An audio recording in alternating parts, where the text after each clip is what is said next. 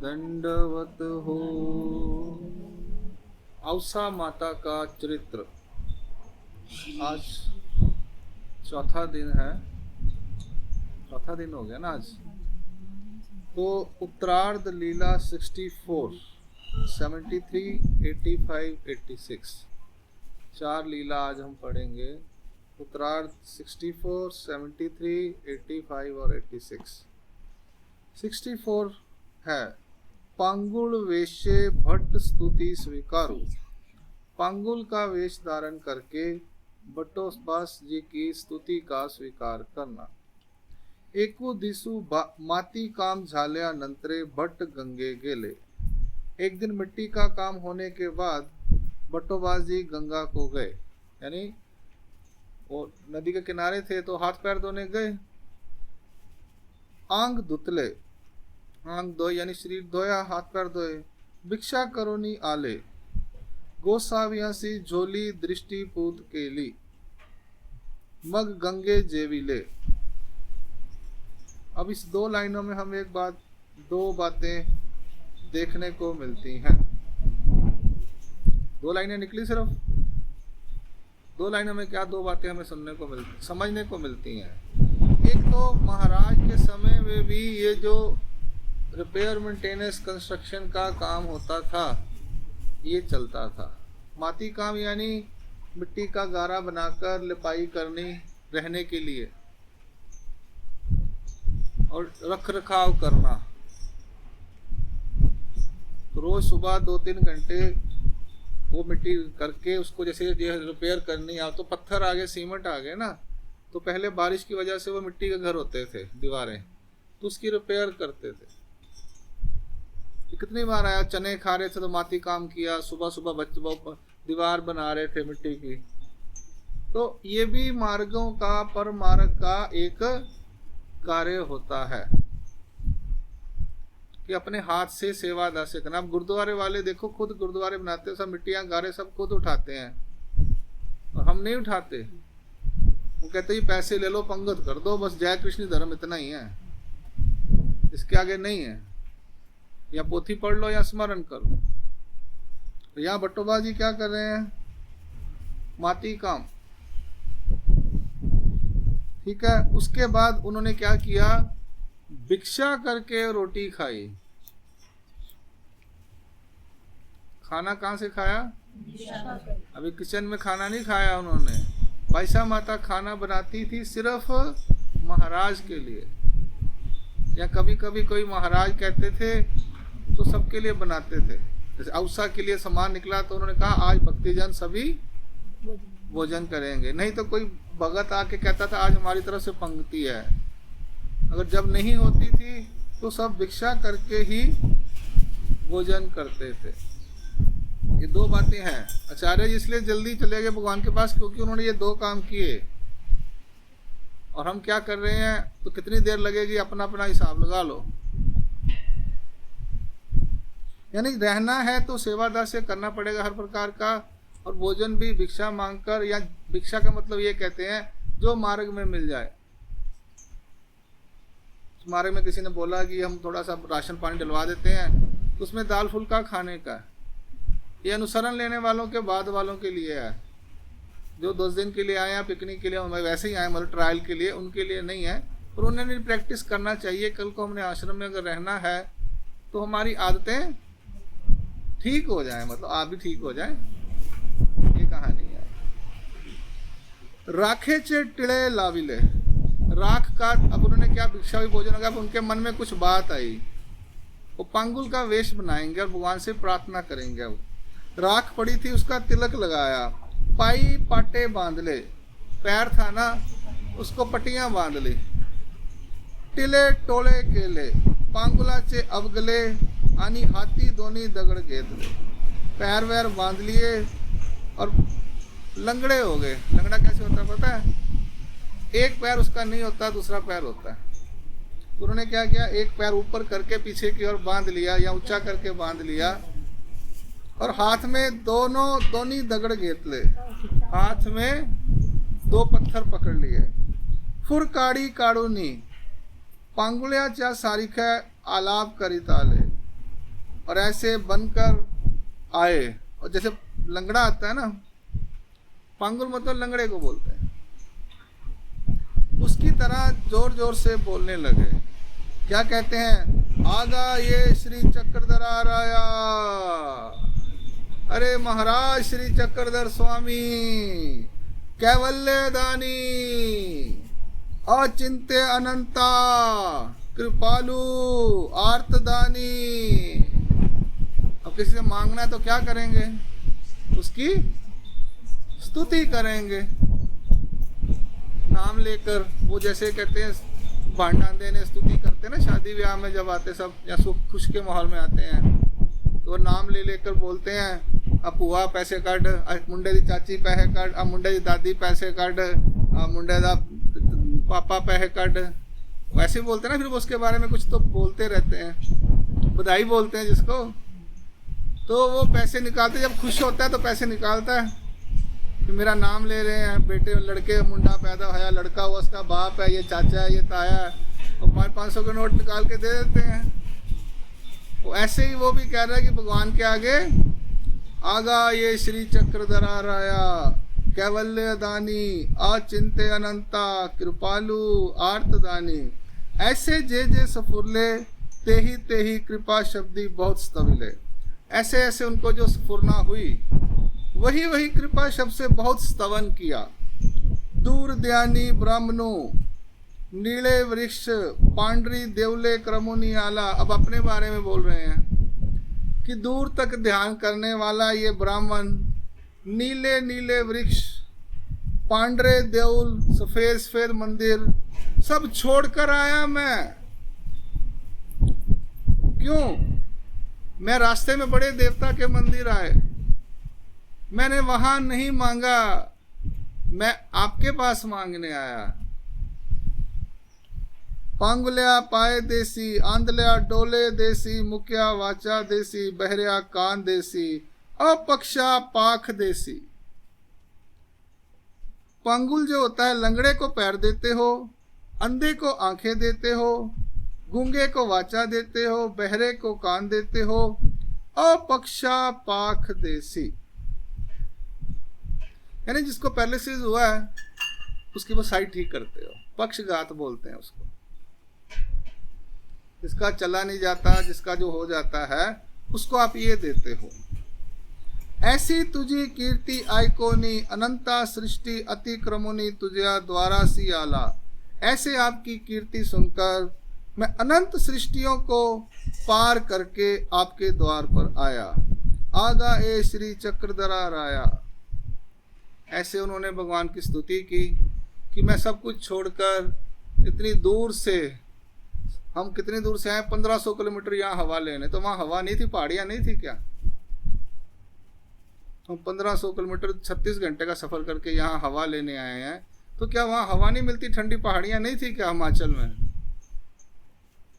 हम भी तो यहाँ आए, क्यों आए? कुछ तो बात है ना इस जगह में। तो वो भी ऐसे ही कह रहे हैं, आनी टल टल करोनी अश्रुपात पड़ती। ऐसा कहते कहते उनकी आंखों से आंसू गिर रहे हैं लगातार। ऐसी आलाप स्तुति के लिए ऐसे जोर जोर से उन्होंने आलाप करके स्तुति की। गोसावियां जवली मांडी खुटिए बैसले। महाराज के पास ऐसे मांड खुड़की डालकर पैर पीछे करके बैठ गए। स्तुति करो लागले, भगवान की स्तुति करने लगे। हम स्तुति स्तोत्र पढ़ते हैं ना, तो वो वैसा करने लगे। 17 ने आलाप के लिए ऐसे अलग अलग तरह से उन्होंने आलाप किया। आगा ये श्री चक्रधरा राया। अब दोबारा से कर रहे हैं। परमानंद दानी, आप परम आनंद के दानी हो। एथ महादानी असे किंगा। यहाँ पर तो महादानी बैठा हुआ है। एक दानी होता है, एक महादानी होता है। हाँ। मनोनी भक्ता कड़े यानी गोसाविया कड़े कृपा भाषण करी थी। ऐसे महाराज बैठे थे और भक्त बैठे थे, तो सबकी तरफ ऐसे करके बोलते थे।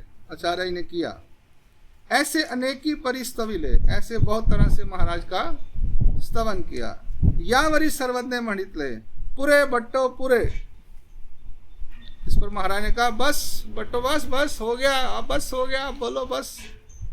गोसावी बाईसा ते मणितले, अब गोस्वामी महाराज ने बाईसा से कहा, भाई पोर कैसे जाति जीवन नटोनी आला से। महाराज कहते हैं कैसा ये देखो जाति जीवन नटोनी नट बनकर आया है, कैसा ये नागदेव एक हमारे पास वो क्या कहते हैं ऐसा रूप धारण करके आया है जैसे सचमुच में पांगु लंगड़ा हो। ये कैसे एक्टिंग कर रहा है, जैसे सचमुच में लंगड़ा हो। देखो महाराज स्तुति कर रहे हैं, बाईसी मणितले हो बाबा, सचमुच नागदेव ऐसा लगता है जैसे लंगड़ा सचमुच का हो। श्रद्धे मणितले ऐसे आप पांगड़ा काई दीजिए, पैसा ऐसे लंगड़े को क्या दिया जाए। बाईसी मणितले बाबा अपने सेवा दास से दीजिए, इसको अपना सेवा दास से दीजिए, इसको अपना सेवा दास से दो, टांग दे दो ये दे दो नहीं, इसको बोल यहाँ पे सेवा दास से कर। आश्रम में चक्कर स्वामी महाराज जा रहते उस जगह पर, बाबा चा प्रत्या ये ते दीजिए, महाराज आपको जो ठीक लगे वो दे दो। शरद ने मणितले एथोनी वान रेशा काई एकू ना हो आवे, हम वान रेश को क्या कोई एक चीज नहीं देंगे, परिपोरा जीवा से विज्ञान देव नाये, हम इसको वो क्या कहते हैं विज्ञान शक्ति यानी चमत्कार करने की शक्ति नहीं दे सकते, वरना नागदेव को हम हर सब कुछ देंगे। ऐसा ही डीजेल तरी आनो नियान करिता वेल न लगे, अगर इसको हम चमत्कार करने की शक्ति देंगे तो इसका दिमाग खराब होते हुए कुछ का कुछ करने में देर नहीं लगाएगा। बाईसी मणितले हो का बाबा, अच्छा तो फिर ऐसा करो तेरी अपने अखंड सन्निधान दीजो, इसको अपना यानी हमेशा का बिना खंड का बिना तोड़े हुए अपना सन्निधान दे दो। तब गोसावी बट्टाते हाथे वारीले आनी मणितले पूरे बट्टो पूरे, तो महाराज कहते हैं बट्टो बस बस होगी बहुत स्तुति, अब पूरा करो ये जो तुम नट बन के आए हो, पैर वैर बांध के आए हो, अब ठीक ठाक करके बंदे बन जाओ। अब ये दो बातें इसमें बोला, उसने वैसे ही मन में आया स्तुति की, और वाइसा ने कहा कि इनको क्या देना है, सेवादास से आया है और तुम्हारे को जो आपको जो अच्छा लगता है वो दो। महाराज कहते हैं हमारे को तो सब कुछ देने का अच्छा लगता है। पहली बात बोली सेवादास से दो, महाराज ने कुछ नहीं बोला।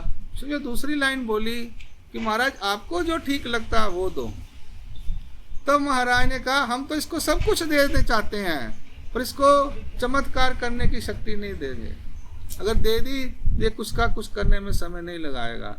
तो कहते हैं महाराज कहते हैं, वो बाईसा कहती है ठीक है महाराज ऐसी बात है तो आप इसको अपने सन्निधान में दो। ते सन्निधान क्या पूर्वी में क्या लिखा है, अपने सन्निधान दे, और यही दो बातें बाईसा माता ने बोली कि अपने सन्निधान में रखकर परमेश्वर का सेवा दास से करना है।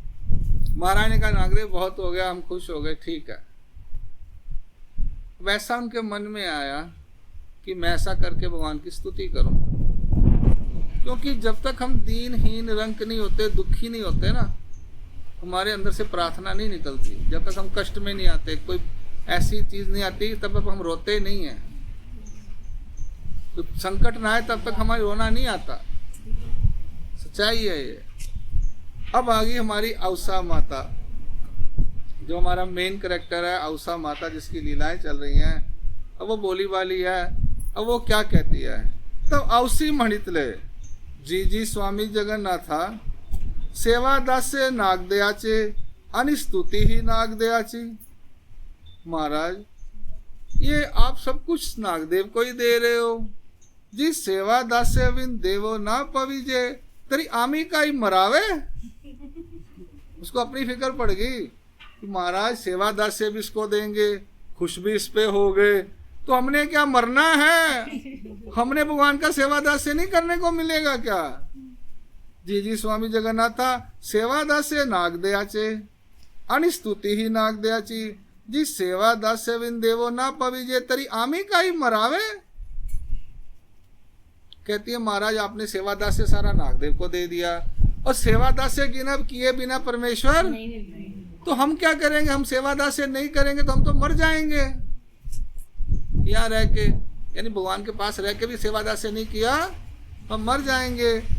सर्वज्ञ मणितले नायका मराल का इसया, तुम मरोगी क्यों? औसी मणितले जी तरी आमी काई करावे, हम क्या करें, आपने सारा सेवा दास्य तो नागदेव को दे दिया, हम यहाँ बैठ के खाली रोटियां खाएं। सर्वज्ञ मणितले दासोहम ए तुलेची ना पुरे नायका, मैं ईश्वर की दास हूँ, उनकी सेवक हूँ। इतना भाव अपने अंतर, दास ओहम, दास अहम, अहम मैं जो हूँ, मैं से ब्रह्मस्मि है ना, अहम अहम ब्रह्मस्मि है, यानी मैं ब्रह्म हूँ, मैं ईश्वर की दास हूँ, सेवक हूँ, ऐसा भाव तुम्हारे अंदर है। कहते यही बहुत बड़ी बात है, और ये निरंतर भाव रहना चाहिए कि मैं तो भगवान की दासी हूँ। कवनी एक महाराज ने यहाँ दृष्टांत बताया, कवनी एक फुटाने कार से कोई एक वो होता ना पड़पुंजे वाला, तो चने वाला जो कि वो भूजता है, तो चन्यासी बोल दे भीजती, अब चने को पानी में डालता है वो भीज जाते हैं। मग एक ही वाड़ू घाली, अब उसमें से निकाल के वो रेता में डालता है, फिर फेड़ी, फिर वहां से निकालता है, दूसरी बार रेता में डालता है, फिर निकालता है, तीसरी बार रेता में डालता है, फिर निकालता है। तो भुजे हुए क्या बोलते हैं, भुने हुए चने। तो बुनने का तरीका महाराज ने बताया कि उसको गीला करके 3 बार निकालते हैं। उससे क्या होता है, हिरवटानी यानी हरापन और कठिनत्व। ना कई चने हम लेके आते हैं बुने हुए चने, उसमें कुछ होते हैं जो मुंह में डालो तो खाए नहीं जाते, बाकी चने ऐसे हाथ डालो तो सॉफ्ट हो जाते हैं। तो ये उन्होंने बनाया कि 3 बार वो रेता में डालकर उनको बनाता है। उससे क्या होता है, उसका हरापन और कठोरता, ये दोनों दोष चले जाते हैं। क्या हो जाता है, ये 2 कमियां उसमें चने में। जब काले चने आज आपने बनाए, अब उसको अगर आप छिलका उतारता है क्या उसका, जो काले चने आप बनाए आपने आज या बनाते हो, उसका छिलका उतरता है क्या? आज तक उतरा आपसे? नहीं उतरा ना। तो जब आप बुने हुए चने लेके आते हो, वह कैसे उतारते हैं? आप चने को भिगोते हो पहले, बनाने से पहले ना थोड़ी देर। तो चने रात को मुझे कह रही थी वो चाबी लेने आई कि चने भिगोने, सुबह चने बनाने हैं। लेकिन आज तक आपसे वो उसका काला छिलका अलग हुआ, ब्राउन निकला क्या? कितने जिंदगी बीत गई चने बनाते हुए। तो ये जो बाजार में मिलते हैं, ये पीला कैसे हो जाते हैं, अंदर से छिलका कैसे उतर जाता है?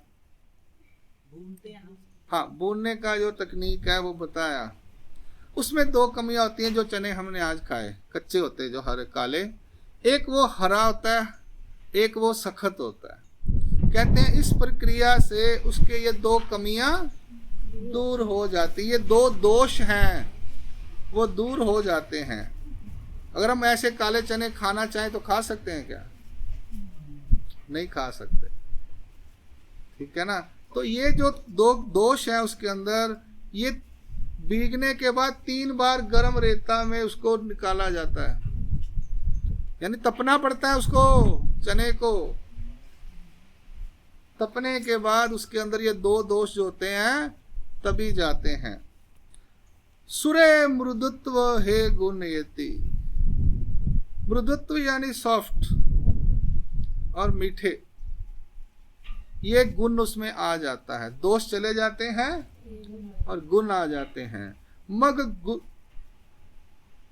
कंचुकवत तरल होए, फिर वो एकदम छिलका जो है वो फटाफट उतर जाता है। ऐसे ऐसे करो, फटाफट निकल जाता है। उसका छिलका ऊपर काला काला तो अलग हो जाता है फटाफट, जल्दी जल्दी। मग गुले सी खाव्या योग्य, फिर वो गुड़ के साथ खाने के योग्य होता है, लायक बन जाता है। उसी प्रकार से, ये दृष्टांत हो गया। कहते हैं उसी प्रकार से तैसे परमेश्वर जीवासी बोध दातृत्व करीती, उसी उसी प्रकार से जीव को ईश्वर अपना बोध देते हैं, शब्द देती, शब्दों द्वारा ज्ञान देते हैं। जो हम पढ़ रहे हैं ये शब्दों द्वारा ज्ञान है, सूत्र पाठ। फिर अप्रोक्ष देती यानी प्रत्यक्ष अनुभव कराते हैं। फिर सामान्य ज्ञान देती, विशेष देवनी प्राप्ति योग्य करती, जीव को ईश्वर के प्राप्ति के योग्य करते हैं। मग अवसे उगी ची राहिली, अवसा चुप करके बैठ गई। अभी नहीं आई अवसा, वो कहती है मैं यहाँ पे आई हूँ भगवान के पास, सब कुछ नागदेवी कर रहा है, तो मैं यहाँ क्या करूंगी, मेरे को कोई सेवा दास्य नहीं, और सेवा दास्य के बिना ईश्वर मिलते नहीं। तो फिर महाराज ने कहा तू ऐसा भाव रख कि मैं ईश्वर की दासी हूँ, तेरे लिए इतना ही काफी है। ये इस लीला में आया है। दंडवत हो